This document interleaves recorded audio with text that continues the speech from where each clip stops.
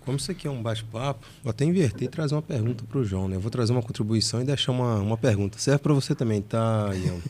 Vocês como fabricantes. Quando a gente observa, posso falar porque eu já abri esses painéis no passado, era uma rotina e hoje a gente evoluiu muito. A gente já não faz mais isso.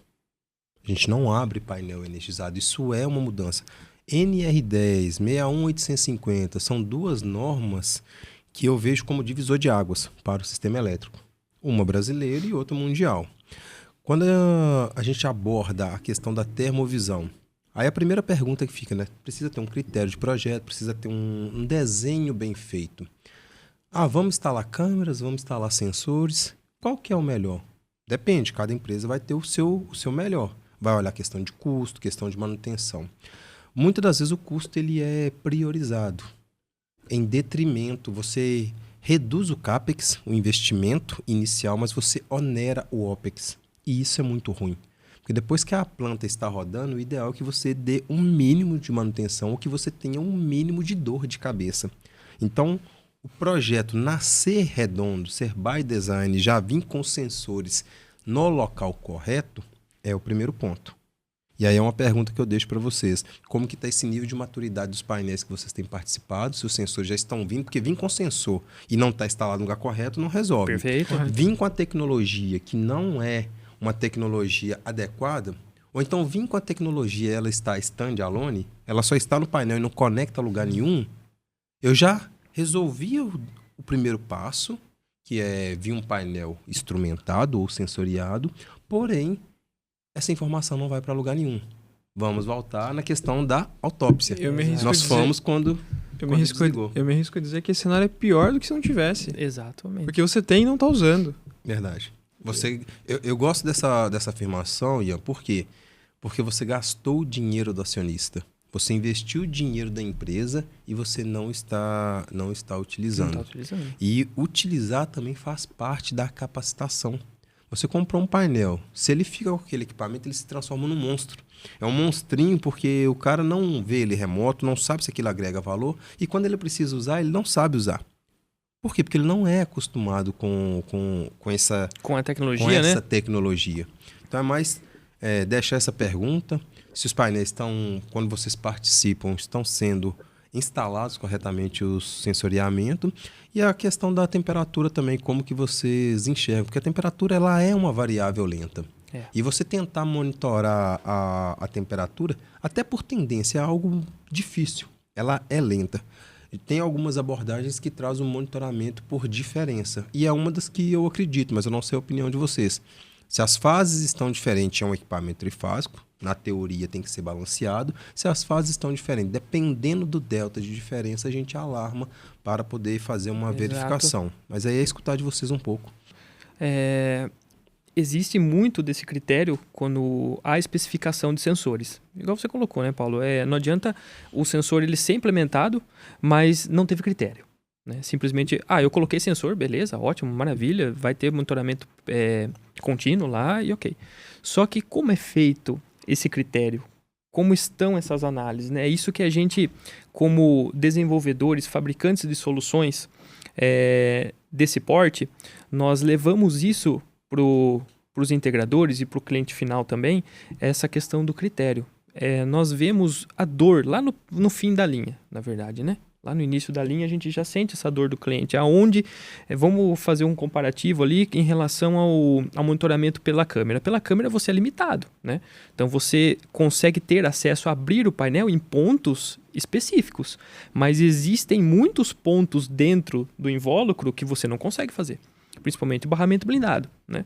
Barramento blindado lá em cima você não consegue acessar, não tem acesso. Ali é um ponto legal, né? Para você ter um monitoramento, você ter um olho lá. Campânula de disjuntor, entrada e saída. Isso na média e alta tensão. Outros pontos também criteriosos. Nós sabemos que o queridinho dos acidentes, né? Normalmente é saída de cabos, com barramento, derivações. É um ponto vulnerável muitas das vezes, que existem entradas para animais peçonhentos, que isso ocorre muito, e também pontos que geram, por ter acesso a manutenções, às vezes, o manutentor, isso acontece, né? uma falha humana de não conectar o cabo adequadamente, não torquear e assim por diante. Mas essas análises dos locais, a gente sempre traz isso para os nossos clientes em relação a essas dores, né? Os critérios a serem monitorados principalmente. Esse ponto é interessante, só antes de devolver para o Ian. Quando a gente fala de digitalização de subestação, uma das coisas que a 61850 traz é o certificado. Os equipamentos precisam ter certificado QEMA ou equivalente. Então já é o primeiro passo, equipamento aplicado conforme certificado. E aí nessa linha, uma abordagem. Quando a gente fala desses monitoramentos, vocês enxergam alguma abordagem nesse sentido de certificação? E se faz sentido, trazer para vocês até para a gente evoluir. E eu vou trazer uma informação, não sei se o João tem ou se você, Ian, tem. Quando a gente traz uma subestação digital, por teoria e também por prática, os principais players, eles trazem essa informação. Geralmente uma subestação digital, ela fica aí 5% mais barato do que uma convencional. No mínimo 5%. O SPCS, que é o Sistema de Proteção, Controle e Supervisão da Subestação, ele geralmente pode custar aí 5% da subestação, do preço da subestação ou menos. Porque a subestação, o ativo mais caro é um transformador. Na sequência tem N outros ativos. Nessa ótica de custo e de número de equipamentos para um painel de média tensão, existe um valor mágico, uma porcentagem mágica do sistema de monitoramento? Quanto custa o sistema de monitoramento de um painel? Por quê? Isso é muito importante. Às vezes a pessoa não sabe, o custo ele costuma ser muito baixo perto do ganho. Ficar abrindo, se expondo ou instalar depois... Se não nasceu correto, depois que você não tem critério, você acorda e fala assim, agora eu preciso instalar. O custo ele é muito maior. Não sei se você tem essa informação, mas se tiver, compartilha com nossos ouvintes. Certeza. Eu vou... Esse é um debate diário nosso, né? Sim, eu vou puxar desde a questão de como está o mercado em relação a isso. Quando a gente fala de monitoramento de temperatura, pH, João, ele ainda vem sendo desmistificado continuamente. Uma tecnologia que nós fomos pioneiros aí desde 2005 e trouxemos, ela hoje é muito mais difundida. Hoje nós temos os grandes fabricantes de painel elétrico, o pessoal tem configurador próprio, já sabe onde vai botar o sensor, quantos sensores, já sabe comprimento de cabo, já sabe quantitativo. Muito com o trabalho que nós fazemos de perto com os montadores e integradores, de capacitá-los. Tem programas de treinamento sem custo, a gente dá treinamento sem custo para os montadores, para os integradores. Fala, olha, esse sensor aqui, ele é otimizado se você posicioná-lo aqui, a 300 milímetros da barra. Ele é otimizado. Se você não usar a fita de correção de emissividade, você vai fazer uma leitura incorreta. A fita acompanha o sensor. Esse é um trabalho que a gente vem fazendo desde o início para manter esse nível. Então, eu me arrisco a dizer que dentro dos montadores, a solução é amplamente difundida. Existe um gap? Existe, mas é o que a gente faz a correção diária. Quando a gente vai para clientes finais, aí a questão é um pouco mais diferente, porque às vezes é o que a gente tratou muito no nosso webinar. Às vezes o cara fala, pô, mas eu sempre fiz desse jeito, cara.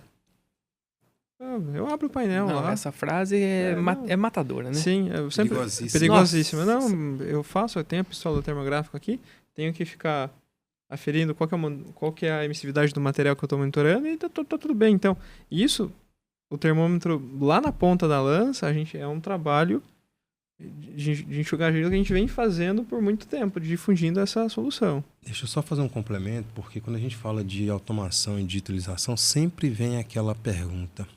Vai tirar o meu emprego. E não vai. De forma alguma. Em 2008, 2009, quando eu ingressei na área industrial, eu fazia esse trabalho de abrir painéis no meu primeiro ano. Que isso hoje já é proibido, a gente não faz Paulo, mais. Eu vou te interromper, só não perde o gancho. Uhum. Qual é a sensação, para quem está ouvindo a gente aí, de abrir um painel energizado? O João, o Vitor e eu, nós passamos já por isso. Você passou muito mais ainda. Compartilha com o pessoal, qual que é a sensação? Não, a sensação é de um risco iminente. Nossa Senhora. O circuito energizado. Nós estamos falando de 4.16, de 3.8. É o velho ditado, energia não tem cor, não tem cheiro. E nesse ponto, quando a gente fala da digitalização e as pessoas têm um receio, eu posso perder o meu emprego. Vai ser muito difícil um profissional bom que sabe o que está fazendo perder o emprego. Em 2008, 2009, meu primeiro ano na indústria, eu fazia esse tipo de trabalho. Hoje, se passar aí 16, já vai fazer 17 anos agora, o que eu posso trazer? A pessoa que era responsável por termovisão, que era um técnico muito bom de preditiva, hoje ele está na engenharia. E hoje ele é um senhor analista. O cara conhece muito. Ele fazia a avaliação, fazia os relatórios, emitia o laudo. Então, para quem trabalha e sabe o que está fazendo, a vida ela tende a ficar mais fácil com a tecnologia e não mais difícil. Eu vou perder o meu emprego? Não vai. Conhecimento é a essência, é a melhor commodity. Você investiu em conhecimento, ninguém te tira. Você não vai perder o seu trabalho, a sua atividade por causa de uma tecnologia. Ele vai ficar mais fácil, mais simples. Com certeza. Isso considerando quem já está no mercado há mais tempo. Para os novos nem querem. Se você falar que não tem tecnologia, que o cara tem que se expor a um risco, o cara não vai. O cara ou a cara não vai. Não vai sair da graduação, da escola, para ficar se expondo num circuito energizado. Continuando sobre como é feito, se é feito por ΔT, se é feito É interessante. em relação exatamente à temperatura, depende muito. Os nossos sistemas, eles preveem os dois meios. É o cliente que pode eleger o que ele considera mais viável para a operação dele. É totalmente parametrizável. É totalmente parametrizável. Eu concordo totalmente com o que você disse sobre se você tem as 3 fases balanceadas aí, teoricamente, não é para ter essa variação. E os nossos sistemas, eles conseguem monitorar tanto o ΔT quanto a temperatura real do ponto. Então, vai up to you. Depende do cliente. Exatamente. E sobre a participação desse sistema em relação ao custo total do equipamento, veja, quando nós temos diversos tipos de fabricantes, você sabe muito bem, todos sabem, né? Nós temos diversos tipos de fabricantes. Vai depender muito do valor final do equipamento do fabricante, mas a gente sempre fala de em torno de 4 a 8% do painel. Então, você pega um painel com 30 colunas, com 20 colunas, você vai ter o valor do relé diluído nessas 20 colunas e os pontos monitorados aí de acordo com o painel. Para quem tem dúvida, normalmente a gente sempre vai falar onde tem conexão crítica. Então, entrada e saída de disjuntor, conexão entre barras, compartimento de cabos, e assim por diante. As campanas dos disjuntores e assim por diante. Vai depender muito disso. Nós recomendamos normalmente nessa linha. Tem fabricante que fala, não, fabricante de painel fala, eu vou optar por 9 sensores por coluna, eu vou optar por 6. A nossa recomendação é dada, está disponível para quem quiser e quem tiver dúvida. Então a gente fala de 4 a 8%, tá? Aí nós paramos para analisar. Beleza, de 4 a 8% num painel. Mas o ganho que isso traz primeiro de tudo, você não expõe ninguém ao risco. Como a gente discutiu firmemente, isso não é nem permitido hoje em dia. Apesar de eu ter plena certeza que ocorre mundo afora. Aí nas grandes indústrias, nas indústrias em geral, eu não duvido que ainda tenha. Mas te traz esse risco. Você tem, quando a gente combina, por exemplo, com proteção contra arco elétrico, você às vezes diminui a energia incidente, você tem toda essa previsibilidade. Você consegue diminuir, por exemplo, classes de GPI. De um risco 4 para um risco 2, por exemplo. O valor de seguro, da pólice de seguro também, né? A pólice de seguro são...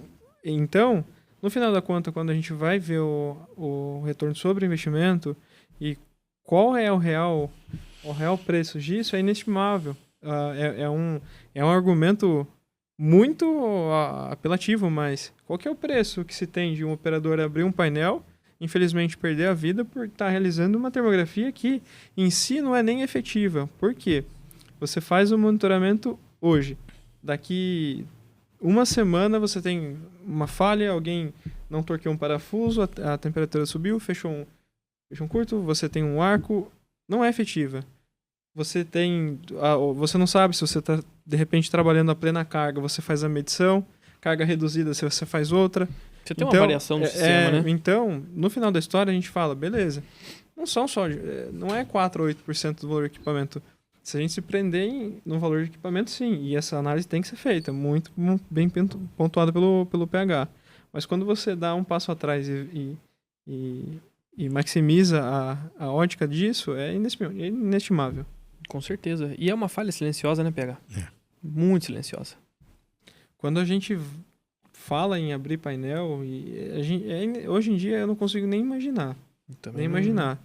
Eu não sou pai, vocês são, de pensar, pô, daqui a um tempo meu filho tá na indústria aí, vai abrir painel. Eu acho que ninguém fica. Ele não vai. Essa geração hoje não aceita. Não aceita. Essa geração é uma geração diferenciada, ela não.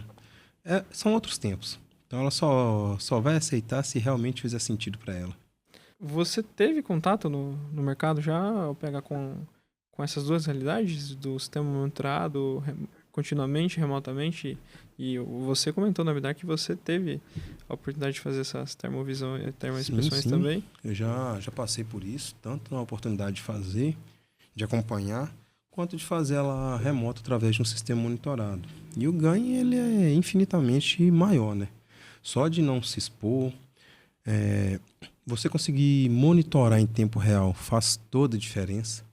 Ter o histórico, pegar essas informações, disponibilizar num sistema SCADA, disponibilizar num CMA, ter o histórico, analisar a tendência, porque avaliar algo pontual é muito subjetivo.